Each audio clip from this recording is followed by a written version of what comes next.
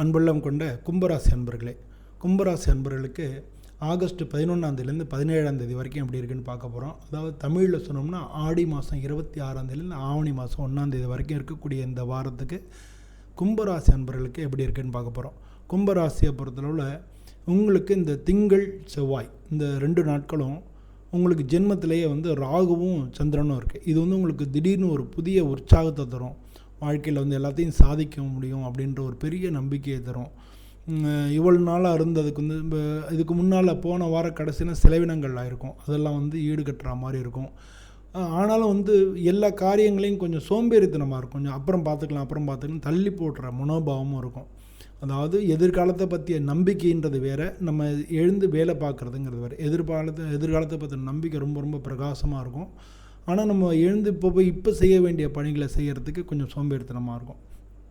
இதே புதன்கிழமை புதன்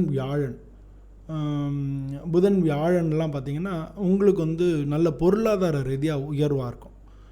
பணங்காசில் இருக்கும். குடும்பத்தோட நல்ல நேரம் செலவிடலாம். அதே சமயத்தில் குடும்பத்தில் வாக்குவாதங்களை தவிர்த்துக்கணும்.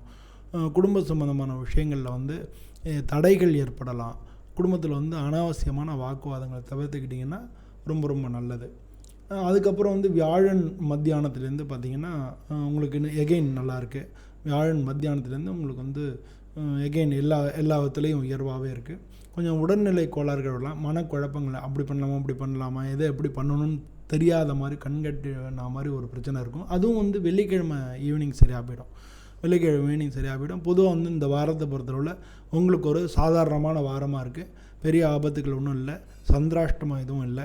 அதனால் பொதுவாக அந்த வாரத்தை பொறுத்தளவு உங்களுக்கு ஒரு சுமாரான வாரம் அப்படின்னு சொல்லலாம். நீங்கள் வணங்க வேண்டிய தெய்வம் இந்த வாரத்தில் ஆஞ்சநேயரை வணங்கிக்கோங்க. அனுமன் சாலிசா முடிஞ்சால் சொல்லுங்கள். இல்லாட்டினா சனி பகவானுக்கு போய் விளக்கு போடுங்க.